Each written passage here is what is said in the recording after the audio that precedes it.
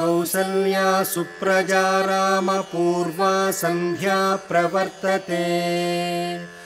उत्तिष्ठ नरशार्दूला कर्तव्यं दैवमाह्निकम् कौसल्या सुप्रजा रामपूर्वा सन्ध्या प्रवर्तते उत्तिष्ठ नरशार्दूला कर्तव्यं दैवमाह्निकम् उत्तिष्ठोत्तिष्ठ गोविन्द उत्तिष्ठ गरुडध्वज उत्तिष्ठ कमलाकान्ता त्रैलोक्यं मङ्गलं कुरु उत्तिष्ठोत्तिष्ठ गोविन्द उत्तिष्ठ गरुडध्वज उत्तिष्ठ कमलाकान्ता त्रैलोक्यं मङ्गलं कुरु यादाद्रिनाथ शुभमन्दिरकल्पवल्ली पद्मालये जननि पद्मभवादिवन्द्ये भक्तार्तिभञ्जनि दयामय दिव्यरूपे लक्ष्मी नृसिंहदयिते तव सुप्रभातम् ज्वाला नृसिंह करुणामय दिव्यमूर्ते योगाभिनन्दन नृसिंह दया समुद्रा लक्ष्मी नृसिंह शरणागत पारिजाता यादाद्रिनाथ नृहरे तव सुप्रभातम् श्रीरङ्गवेङ्कटमहीधर हस्तिशैला श्रीयादवाद्रिमुख सत्त्वनिकेतनानि स्थानानि ते किल वदन्ति परावरण्याः यादाद्रिनाथ नृहरे तव सुप्रभातम्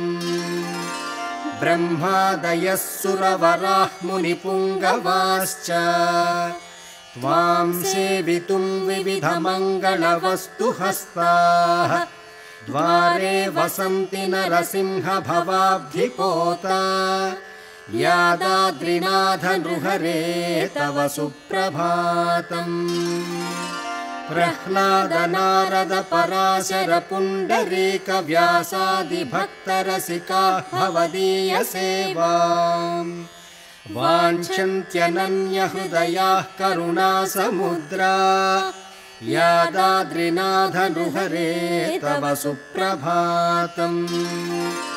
प्रह्लाद नारद पराशर पुण्डरीक व्यासादि भक्तरसिकाः भवदीय सेवाम् वाञ्छन्त्यनन्यहृदयाः करुणासमुद्रा यादाद्रिनाथ नृहरे तव सुप्रभातम् त्वद्दास्य भोगरसिका शठजिन्मुखार्याः रामानुजादिमहनीय गुरुप्रधानाः सेवार्थमत्र भवदीय गृहाङ्गणस्थाः यादाद्रिनाथ नृहरे तव सुप्रभातम् भक्तास्त्वदीय पदपङ्कजसक्तचित्ताः काल्यं विधाय तव कन्दरमन्दिराग्रे त्वद्दर्शनोत्सुकतया निबिडं शयन्ते यादाद्रिनाथ नृहरे तव सुप्रभातम् दिव्यावतार दशके नरसिंहते तु दिव्यावतार महिमा सहि देवगम्यः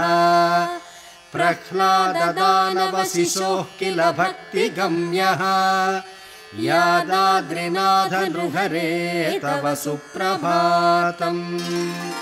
श्रीयादवाद्रिशिखरे त्वमहोबिलेपि सिंहाचले च शुभमङ्गलशैलराजे वेदाचलादिगिरिमूर्धसु सुस्थितोऽसि यादाद्रिनाथ नृहरे तव सुप्रभातम् श्रीयादवाद्रिशिखरे त्वमहोबिलेपि सिंहाचले च शुभमङ्गलशैलराजे वेदाचलादिगिरिमूर्धसु सुस्थितोऽसि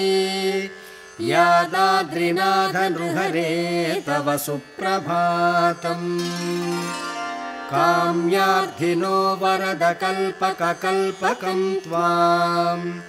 सेवार्थिनः सुजनसेव्यपदद्वयं त्वाम् भक्त्या विनम्रशिरसः प्रणमन्ति सर्वे यादाद्रिनाथ नृहरे तव सुप्रभातम् त्वन्नाम मन्त्रपठनेन लुठन्ति पापाः त्वन्नाम मन्त्रपठनेन लुठन्ति दैत्याः त्वन्नाम मन्त्रपठनेन लुठन्ति रोगाः यादाद्रिनाथ नृहरे तव सुप्रभातम् लक्ष्मी नृसिंह जगदीश सुरेश विष्णो जिष्णो जनार्दन परात्पर विश्वरूपा विश्वप्रभात करुणामय कृतावतारा यादाद्रिनाथ नृहरे तव सुप्रभातम् लक्ष्मी नृसिंह जगदीश सुरेश विष्णो जिष्णो जनार्दन परात्पर विश्वरूपा विश्वप्रभात करुणामय कृतावतारा यादाद्रिनाथ नृहरे तव सुप्रभातम् त्वन्नाम मन्त्रपठनं किल सुप्रभातम् अस्माकमस्तु तनयातु च सुप्रभातम् असमत्समुत्तरणमे विचित्रगाथा यादाद्रिनाथ नृहरे तव सुप्रभातम् त्वत्पूजकाः परिवृढाः परिचारकाश्च नित्यार्चनाय विधिवत् निहितः स्वकृत्याः यत्तास्त्वदीयसुभगह्वरमन्दिराग्रे यादाद्रिनाथ नृहरे तव सुप्रभातम् प्राभातकीमपचितं परिकल्पयन्तः कुण्डाश्च पूर्णजलकुम्भमुपाहरन्तः श्रीवैष्णवाः समुपयान्ति हरे नृसिंह यादाद्रिनाथ नृहरे तव सुप्रभातम् सूर्योऽभ्युदेति विकसन्ति सरोरुहाणि नीलोत्पलानिह भवन्ति निमीलितानि प्राग्दिन्मुखेरुणगभस्ति गणोऽभ्युदेति यादाद्रिनाथ नृहरे तव सुप्रभातम् मन्दानिलसुरनदीकमलोदरेषु मन्दं विगाह्य शुभसौरभमादधानः हर्षप्रकर्षमुपयाति च सेवितुं त्वाम् यादाद्रिनाथ नृहरे तव सुप्रभातम् तारागणो वियतिमत्यति सुप्रभाते सूर्येण साकमवलोकयितुं त्वदीयम् श्रीसुप्रभातमवभाति सर्वलोकम् यादाद्रिनाथ नृहरे तव सुप्रभातम् पक्षीस्वनाश्च परितः परिसम्पतन्ति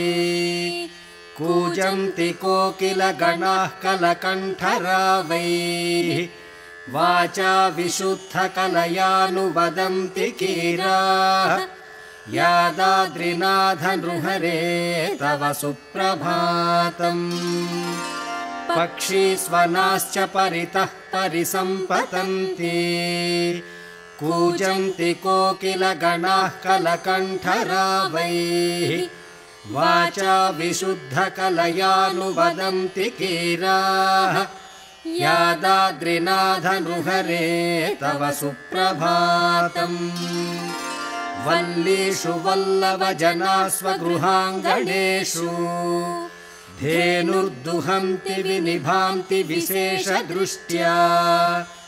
गोपालबाल इव भक्तहृदम्बुजेषु यादाद्रिनाथ नृहरे तव सुप्रभातम् गाढान्धकारपटलं गगनं जहाति मोहान्धकार इव सन्मनुजं समस्तम् रागो विराग इव संविशति प्रकामम् यादाद्रिनाथ नृहरे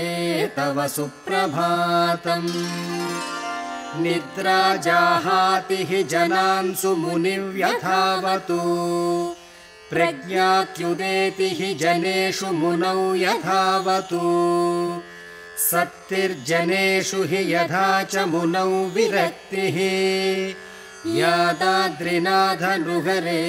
तव सुप्रभातम् पुल्लानि पङ्कजवनानि विशुद्धसत्त्वा पुल्लानि सज्जनमनः कमलानि यद्वतु भाशुद्धिसत्त्वमिव भाति विविकसु दिक्सु यादाद्रिनाथ नृहरे तव सुप्रभातम् ब्रह्मा स्वयं सुरगणैः सह लोकपालैः धाम प्रविश्य तव मण्डलगोपुराढ्यम् पञ्चाङ्गशुद्धिमभिवर्णयति त्वदीयम् यादाद्रिनाथ नृहरे तव सुप्रभातम् विख्यातवैद्यजनवञ्चकरोगजाला विख्यातवैद्य इति निपीडिताह्वाम् निश्चित्य धाम तव दूरत आपतन्ति यादाद्रिनाथ नृहरे तव सुप्रभातम् भूतग्रहादिबलवत्तरतापयुक्ताः बाणावती मुखमहोग्रपिशाच विड्याः स्नाता प्रदक्षिणविधा उपयान्ति नाथा यादाद्रिनाथ नृहरे तव सुप्रभातम् सन्तानहीनवनिता सरसि त्वदीये स्नात्वा जलाद्रवसनास्तव दर्शनाय आयान्ति सन्तति वरप्रददेव यादाद्रिनाथ नृहरे तव सुप्रभातम् यद्दुष्टसंहरणमुत्तमलोकरक्षा तीक्षां यनक्तितनिरूपमहो नृसिंहा तच्छात्रयादगिरिमूर्ध्नि संविभाति यादाद्रिनाथ नृहरे तव सुप्रभातम् प्रह्लादपुण्यजनिपुण्यबलाप्रतीतम् रूपं जनास्तव हरे निगमान्तवेद्यम् प्रातः स्मरन्स्तरति संसरणाम्बुराशिम् यादाद्रिनाथ नृहरे तव सुप्रभातम् श्रीसुप्रभातमिदमच्युतकैतवोक्तम् अत्यद्भुतं भवतु भक्तजनैकवेद्यम् लक्ष्मी नृसिंह तव नाम शुभप्रभावात् यादाद्रिनाथ नृहरे तव सुप्रभातम् श्रीसुप्रभातमिदमच्युतकैतवोक्तम् अत्यद्भुतं भवतु भक्तजनैकवेद्यम् लक्ष्मी नृसिंह तव नाम शुभप्रभावात् यादाद्रिनाथ नृहरे तव सुप्रभातम् इत्थं यादाद्रिनाथस्य सुप्रभातमतन्द्रिताः ये पठन्ति सदा भक्त्या ते नराः सुखभागिनः इत्थं यादाद्रिनाथस्य सुप्रभातमतन्द्रिताः ये पठन्ति सदा भक्त्या ते नराः सुखभागिनः।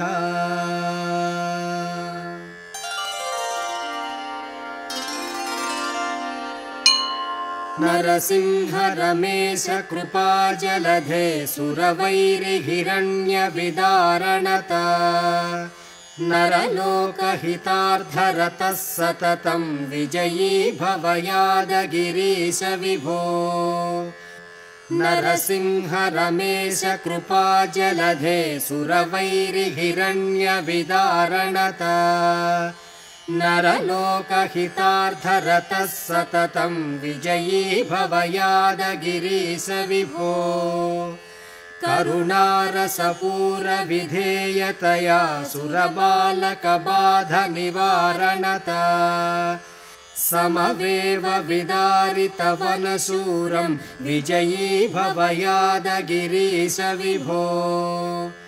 करुणारसपूरविधेयतया सुरबालकबाधनिवारणता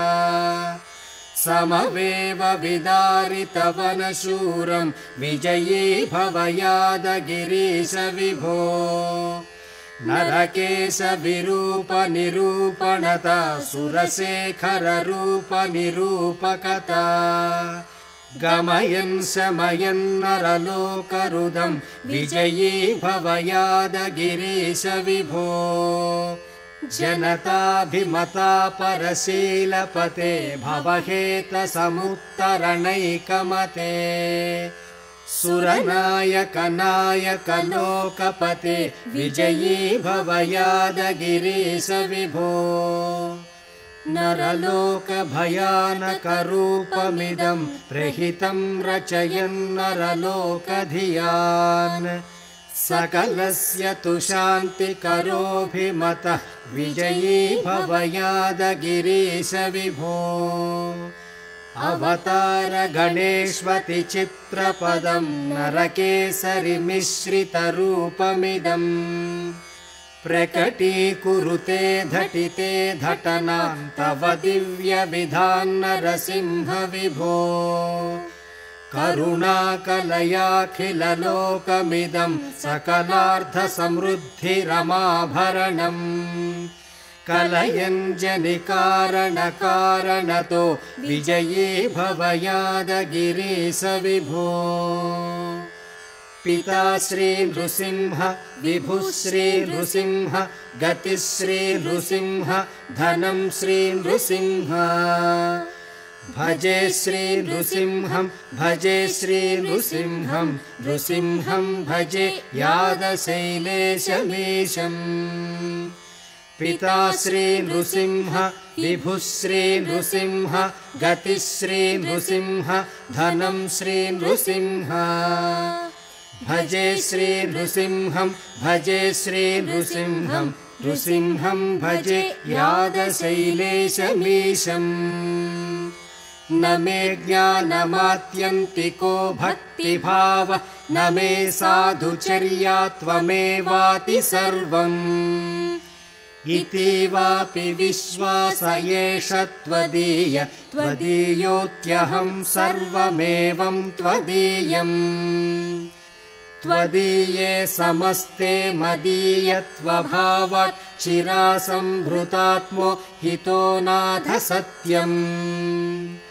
इदानीं तु लक्ष्मीश सेवा विशेषात् निरस्तं हि मे मोहजातं समस्तम्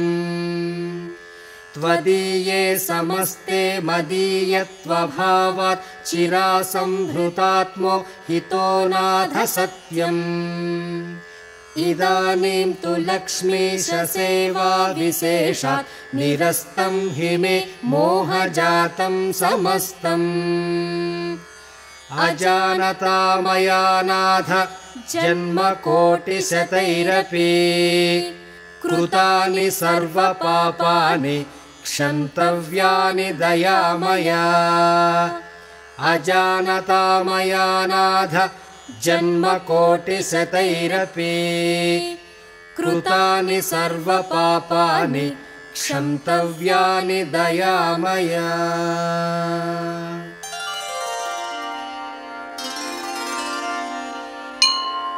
लक्ष्मी नृसिंहललनां जगतोऽस्य नेत्री मातृस्वभावमहितां हरितुल्यशीलां लोकस्य मङ्गलकरीन्द्रमणीयरूपां पद्मालयां भगवतीं शरणं प्रपद्ये लक्ष्मीं नृसिंहललनां जगतोऽस्य नेत्रीं मातृस्वभावमहितां हरितुल्यशीलां लोकस्य मङ्गलकरीन्द्रमणीयरूपां पद्मालयां भगवतीं शरणं प्रपद्ये श्रीयादनामकमुनीन्द्रतपो